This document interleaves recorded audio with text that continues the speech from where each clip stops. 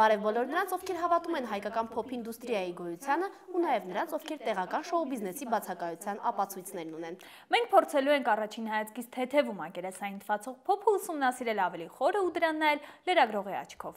Այս անգամ մենք ուսումնասիրում ենք մի ռեժիսորի, ով ամենաշատն է տեսահոլովակներ նկարահանում, ում ամենից շատն են մեղադրում պլագիատի մեջ ու ով չի հոգնում կրկնել, չեմ թխում։ Ռեժիսորը անընդհատ կրկնում է, որ բաց է պրոֆեսիոնալ քննադատության համար, բայց քննադատվելուց հետո մատուցույց է անում, որ քննադատողը ռեժիսոր չէ, քննադատությունն էլ ոչ պրոֆեսիոնալ էր։ Հայկական շոու բիզնեսի տեսադարանը լցնող ռեժիսորներից որ մեկն է նա։ Նա հայկական շոու բիզնեսի ամենաձեռքից ձեռք խլվող ռեժիսորն է։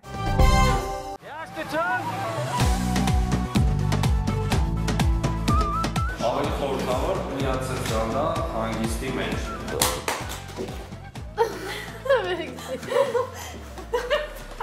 Այս ինչ է գորը։ Դες է վախեցա գիտես։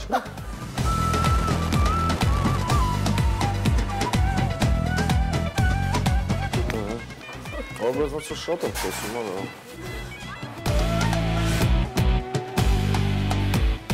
Ես վախենում շատ եմ Շատ չներվայնացար, չէ՞։ Չէ, ընդհակառակը լավ է։ Մեր առաջին հեռախոսազրույցից հիշում եմ, ես որտեղ շուտից ներվայնացա։ Եվ այսպես այսօր մեր հյուրը Արեն Բայազյանն է, բարև Արեն։ Բարև ձեզ։ Յուրաքանչյուր ստեղծագործող մարդ, լինի կոմպոզիտոր, ռեժիսոր եւ այլն, պետք է որ բաց լինի քննադատության առաջ։ Եթե իհարկե այդ քննադատությունը լինում է օբյեկտիվ եւ ինչպես դու ինքդ ես սիրում նշել, լինի պրոֆեսիոնալ։ Մեր պատմությունը հենց քո հետ կապված չեմ կարող չսկսել հենց դրանից, սկսվեց ամեն ինչ նրանից, որ դու լսեցիր քննադատություն եւ քո արձագանքը միանգամից եղավ այդ քննադատության հանդեպ։ Դու ինքդ ուղղակի բաց չես քննադատության առջև, թե կան մարդիկ ումից ընդունում ես քննադատություն եւ կան դեպքեր, երբ չես ընդունում քննադատություն։ Չէ, ես բաց եմ քննադատության առջև, պրոֆեսիոնալ ես չեմ ասել պրոֆեսիոնալ, ես ասել եմ ճիշտ եւ տեղին լինի, սկսենք այդպես պրոֆեսիոնալ, որովհետեւ եթե դուք լինեիք պրոֆեսիոնալ, բնականաբար այդ ինչ որ ասում եք, չէիք ասի, օրինակի համար եմ ասում, ու դա ամբողջ իսկ իմ առաջի արձագանքը եղել է նրանում, որ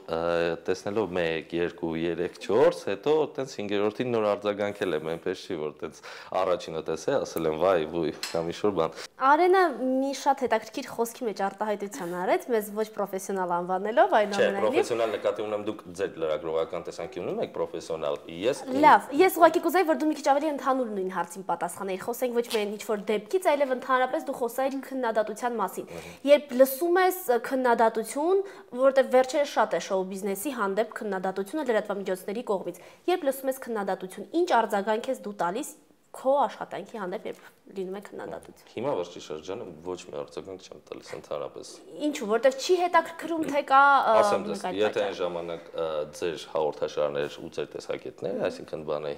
այն ժամանակ հիմա շատ է, ու հիմա ընդհանրապես երևի կարելի ասել ձեր ժամանակ կոփվեցինք էլ։ Այդ հրապարակումների մասին խոսելով հնարավոր չէ չհիշել այն հրապարակումներն ու նյութերը քո արած աշխատանքի մասին, որոնք առնչվում էին պլագիատին։ Այդ դեպքում ուղղակի չենք կարող չխոսել դրանից եւ քեզ չհարցնել։ Երբ որ ամենամեծ սկանդալը եղավ, սկանդալ նկատի ունեմ ամենաշատ խոսակցությունները գնացին Լիլիթ Հովհաննիսյանի տեսահոլովակի հետ կապված, որը նմանեցրի Լեոնելուսի Հեփի տեսահոլովակին, դու ճիշտ է բացատրեցիր, որ այնտեղ մեկ ուրիշ տեսակետ կա, այսինքն ոչ թե կադրերն են նման, այլ իրադարձությունների հերթականությունը եւ այլն, բայց նաեւ խոսքիդ մեջ նշեցիր, որ մինչեւ տեսահոլովակը նկարահանելը Լեոնելուսի տեսահոլովակը դու չէիր տեսել։ Դա լուրջ էիր ասում, դու իսկապես չէիր տեսել Լեոնելուսի ամենահայտնի տեսահոլովակներից մեկը։ Ես այդպես բան չեմ ասել, որ չեմ տեսել այդ տեսահոլովակը, դա տեսել եմ շատ շուտ, ես երևի շեշտեմ, որ այդպես բան չէ, բայց այդպես բան չեմ ասել։ Սկսենք պլագիատից։ Բացատրեմ, ուրեմն ուզում եմ նախորդ մի հատ էլ բան ասեմ,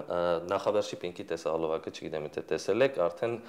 6 ամիս անց նույն մատանիով հատվածը կա այդ Պինկի տեսահոլովակում։ Ես բնականաբար երբեք ինձ իրավունք չեմ վերապահի, ասեմ, որ ինչ-որ հոլիվուդյան մի ռեժիսոր նստել է նայել է հայկական տեսահոլովակ եւ այդտեղ ինչ-որ որոշել է անել։ Բնականաբար դա ինչ-որ դրամատուրգիապես մուսայոտ բան է, որ յուրաքանչյուր ռեժիսորի մոտ բնականաբար տարբեր ժամանակներում կարա ինչ-որ բաներ, ասոցիացիաներ, լուծումներ լինի։ Այսպես բացատրեմ։ Լեոնել Լուիսի տեսալոգը շատ շուտ եմ տեսել։ Ինքը ասոցիացիան է այնտեղ նման է եղել, այսինքն ընդհանուր կապակցությամբ իր խնդիրով, իր բացատրմամբ,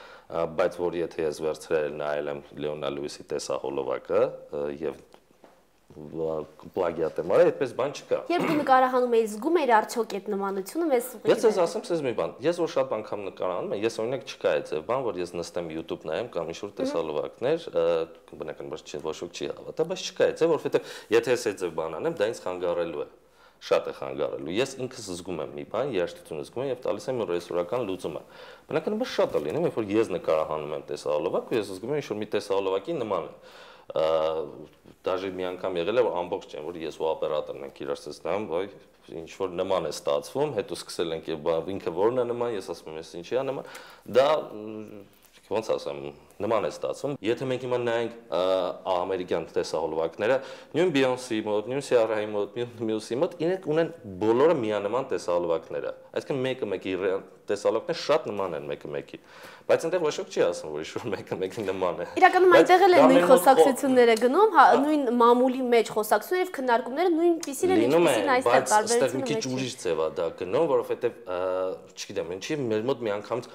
խածը, ասենք sense բանալ, չեմ կարծում, որ այնտեղ մի անգամից նայելուց է ձև ասեմ, բայց այնտեղ էլ բոլորը միանման են, դուք է շատ լավ գիտեք։ Դա քո ասած ոճն է, մոդան է, այսպես ասած, որ պետք է 2012 թվականին այսպիսի տեսահոլովակ, որտեղ մեկ այլ ոճը չի ընդունում, բայց միևնույն դնենք էլի վատ են տեսահոլովակներից նկարենք, որ ծառի տակ նստած են, երգում են ինչ-որ տենց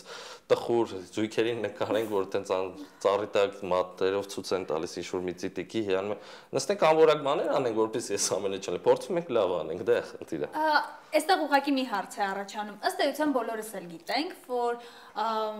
նոր հեծանի ոչ մի ռեժիսոր չի բացահայտելու եւ բնական է ու ընդունված փորձ է, որ կարելի է նայել ուրիշ աշխատանքներ, ինչ որ բաներ տեսնել, ինչ որ բաներ փորձել նմանեցնել, խոսքը պլագիատի մասին չէ, խոսքը ինչ որ տարեր օգտագործելու եւ նմանեցնելու մասին։ Ճաշակային բայց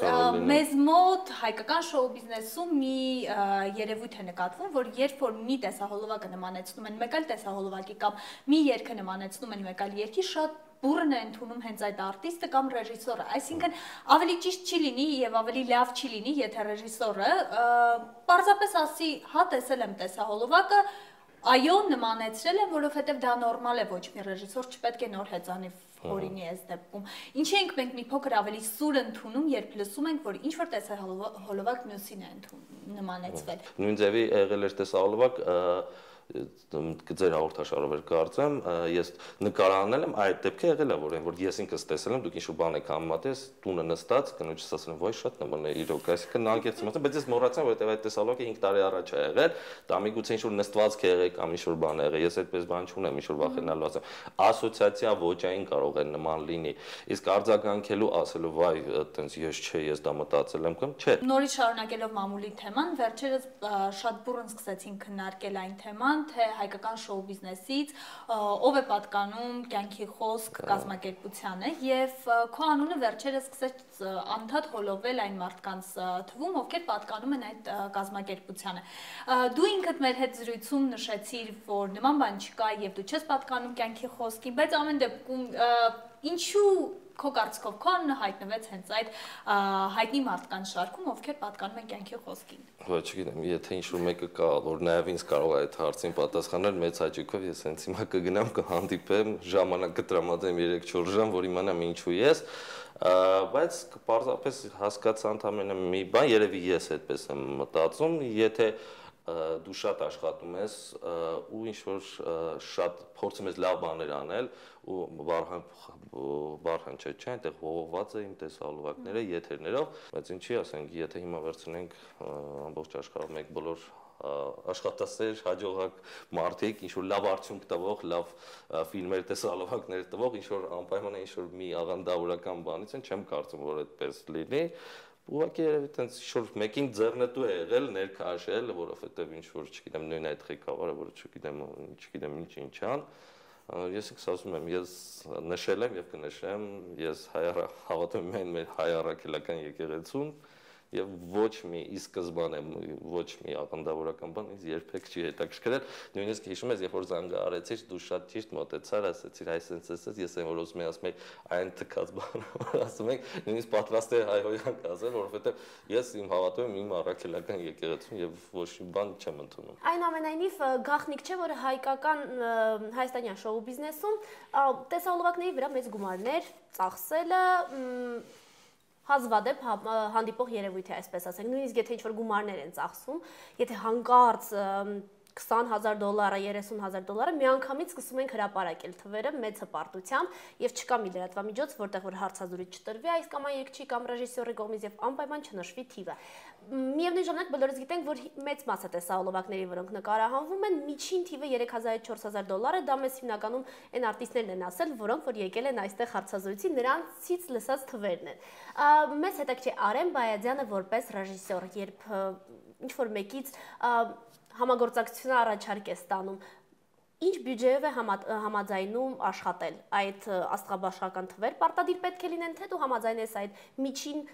եւ մինիմալ գումարի մեջ էլ տեղավորվել։ Այս բարդ հարց տվեցիք, ամենասիրած հարցն է գումարային, ես առաջին նշեմ, որ չեմ սիրում արտահայտել ինչքանավոր տեսահոլովակ նստել, եթե դա նույնիսկ եթե թանկ չէ, երգիչը երգչուհին ուզում է ասել, խնդիր չկա, այստեղ թանկ ու էժանի հարցը չի։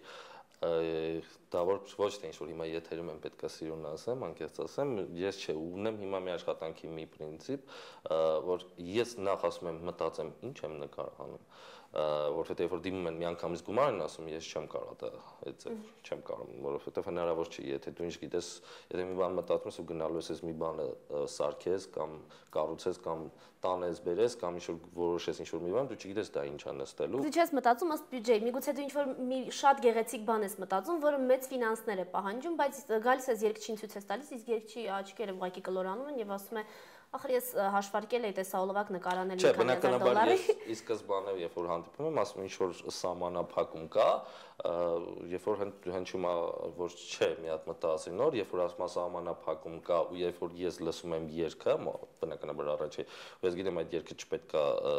զիջի տեսահոլովակը չպետք է զիջի երգին երգը տեսահոլովակին եթե տեսնում եմ ինչ որ 3000 այսինքն ու ես գիտեմ որ 3000 հնարավոր չէ այս շքեղ երգը կամ այս հարուստ լավ սիրուն երգը լավ բան ստանալ բնականաբար ես մերժում եմ որովհետև ասում եմ 3000 ես չեմ կարող անել լավ դա եթե շքեղ երգ ես եթե շքեղ երգ չէ այնուամենայնիվ Արեն Բայազյանի մոտ կարելի է արդյոք եւ հնարավոր է $3000 տեսահոլովակ նկարահանել այո թե ոչ Ոչ երևի ինձ թվում է, բայց ոչ թե դա Արեն Բայազյանի մոտ, ուղղակի ես փորձում եմ որակյալ աշխատանք տալ։ Շատ լավ, որակյալ աշխատանքի մասին խոսեցինք, պարզ է, որ յուրաքանչյուր աշխատանք, որ նախաձեռնում ես, փորձում ես անել մաքսիմալ, որպեսզի այն լինի որակյալ, լավը, բայց հատկապես դու վերջին շրջանում բավական ակտիվ էիր վերջին շրջանում ասելով, անցած 1 տարվա կտրվածքով բավական ակտիվ էիր պրեմիերաների առումով, նույնիսկ այդ մի շրջան, երբ որ շաբաթը 1 նոր պրեմիերա է լինում եւ հենց քո անվան ներքո է լինում այդ պրեմիերան։ Ինչ ես կարծում, հնարավոր է պահպանել այդ բարձր որակով եւ քո մաքսիմալը ներդնելու սկզբունքը, եթե դու անում ես գործ բավական մեծ տեմպով, այսինքն շաբաթը 1 մի պրեմիերա ես տալիս, թե այստեղ երբեմն գործում է նաեւ ինչ որ բան ձեռքի հետ անելու սկզբունքը։ Ճիշտ է, վերջի 1 տարվա ընթացքում շաբաթը 1 լինում էր, նույնիսկ հիշեցինք այսօր, որ շատ բայց այսպես ասեմ, հիմա չի լինում այդ ձև, քանի որ եթե դու այն ժամանակ հասցնում ես շաբաթը 1 տեսահոլովակ էր տալիս ու փորձում ես բոլորը լավ լինի, բայց մենք բոլորս էլ լավ հասկանում ենք, որ չես կարող, եթե տանսո մեջ նկարանում ես 4 հատ տեսահոլովակ ու չի կարող 4-ն էլ որակյալ լինի 4-ից ոնց է լինի, մեկը մի քիչ կարող է մի բան լինել եւ դա անկեղծ ասած ես մեծ ցավ եմ ապրում որ այդ ժամանակի ընթացքում ինչ որ միտեղ մի բան զիջում էր հիմա փորձում եմ դա չլինի հիմա նկարահանում եմ շաբաթը անցա մեջ երևի մի հատ երկու հատ բնականաբար ոչ որակյալներ կան մեր մոտ եթերում ու դրանք կլինեն միշտ էլ եթե ստացվում է լավը իմ մոտ անել փորձեմ լավ անել փորձեմ այդ ժամանակի ընթացքում էլ ձեռի հետ փող աշխատելն է թող չլինի կարևոր լինի որովհետև դա արդեն դու փորձում ես դա արդեն իմ մոտ մեծ պատասխանատվություն է բայց ամեն դեպքում դու ինքդ եթե փորձես անկեղծանալ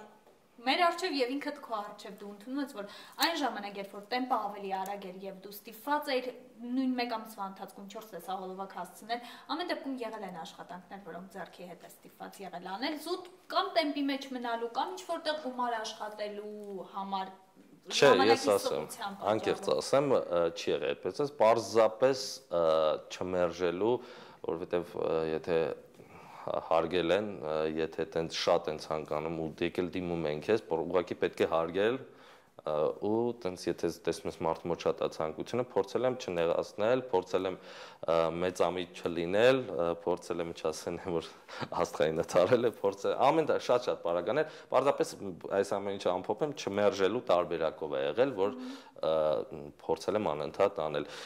Հիմա պարզապես փորձում եմ ճիշտ բացատրեմ, փորձում եմ մի քիչ ավելի, որովհետև մենք բոլորս էլ ուզում ենք, չէ, առաջ գնանք ամեն ինչը։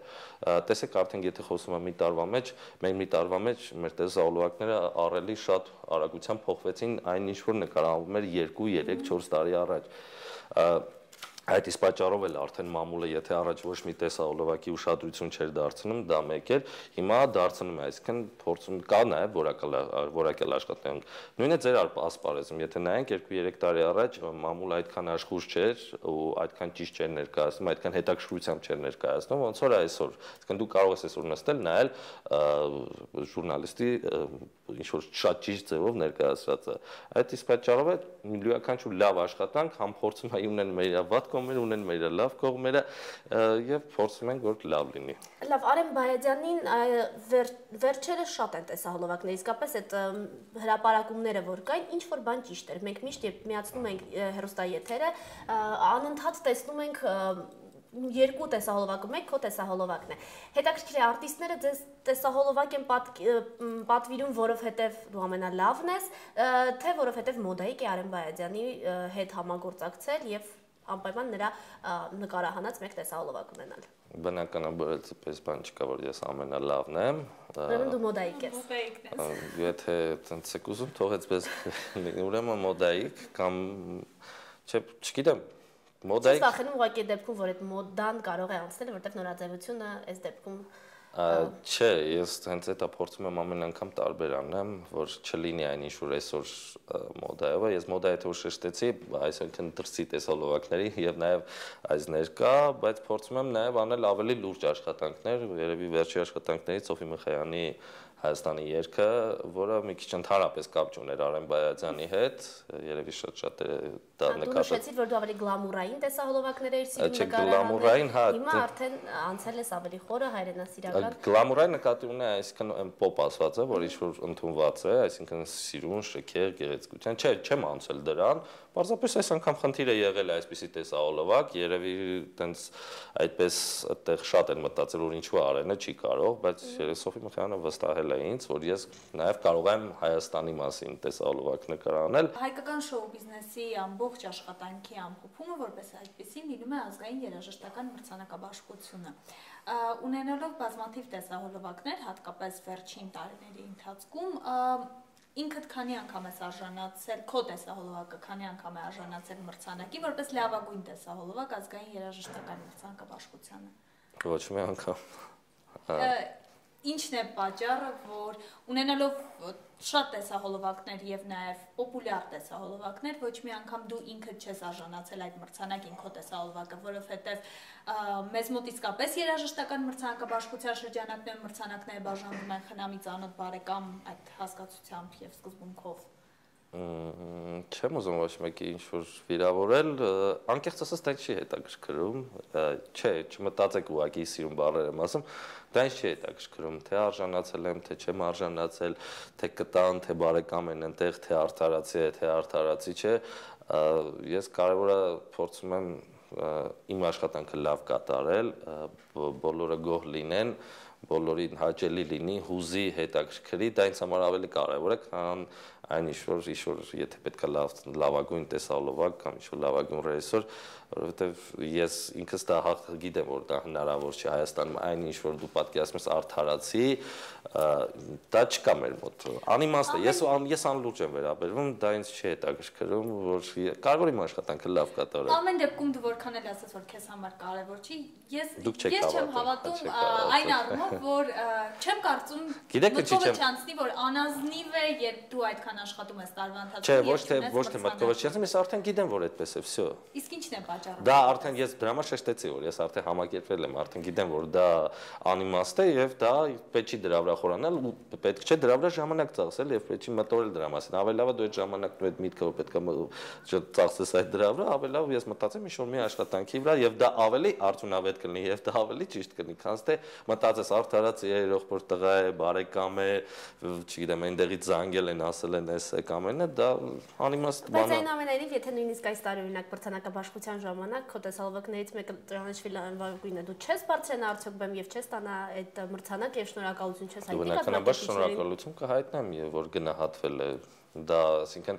ինչ ես եթե պետքա բարձրանայի ասե բոլոր տարիներին դուք ուշադրություն չդարձրեցիք այս տարի եք ուշնից ուշադրություն դարձնում այդպես բան չեմ ասելու բնականաբար եթե մարդիկ գնահատեն որևէ աշխատանք բնականաբար պետք է փոխադարձ դրան շնորհակալություն հայտնես ասեմ ինչի այս հարց տվեցի որովհետեւ դու ինքդ նշեցիր որ մենք արդեն սովոր ենք որ հայկական շոու բիզնեսում ամեն ինչ ծանոթով է այդ խնամաբարեկամական կապերն են միշտ գործի դրվում այդ դեպքում դուրս է գալիս որ եթե դու մրցանակ ստանաս դու ես քո կապերը գործի դրել թե դուրս է գալիս հենց քո տարի կլինի որ դա արդեն արդար է եղել Այսինքն մեր արտիստները հաճախ են այդպես անում, միշտ ասում են, որ ամեն ինչը կապերով էր, բայց հենց իրենց հերթն է գալիս, դե չէ, իմը իհարկե։ Երևի ես միակ առանց կապերի մարդ եմ այս բնակավարում, անկեղծ ասեմ, ոչ ինչ-որ վերևները, ինչ-որ կապեր ունեն, ոչ ինչ-որ ներքևը, ոչ ինչ-որ աջ եւ ցախ կամերը, ես միակն եմ երևի, տենց եթե ինչ-որ խնդիր լինի, ես ինքս ինձանով եմ լուծում ու երբեք այն ինչ-որ ճանապարհը գնացել եմ իմ աշխատանքով, ես փորձել եմ միայն իմ աշխատելով լինի Հիմա դե բնականաբար ես դա ինքս գիտեմ, որ ես եթե ինչ-որ մրցանակ ստացա, ես դա ինքս գիտեմ, դա ինչի շնորհ է։ Բնականաբար կլինեն, որ կասեն, որ ծանոթ կա, սենց, կանենց, բնականաբար կասեն նույն կյանքի խոսքն է այնտեղ խառնվել, նույն է մյուսն է խառնվել, դա բնականաբար պետք է լինի, դա նորմալ է, դա պետք է լինի այդ ամեն ինչը, որովհետև եթե դա չլինի, այդ ամեն ինչը այդ կդառնա անհետաքրքիր, թե մրցանակաբաշխությունը, թե մամուլը, թե մնացածը։ Մենք էլ հարցեր չենք ունենալու։ Մենք էլ հարցեր չենք ունենալու, մենք այսքան շատ չենք խոսում։ Եղավ շատ շնորհակալություն քեզ հետաքրքիր զրույցի համար։ Իսկ դուք մի վախեցեք լինել քննադատված։ Եթե քննադատում են, ուրեմն հետևում են ձեր արած գործին։ Հենց դրա համար էլ հայկական փոփ ինդուստրիան մենք շարունակելու ենք աչքի տակ պահել։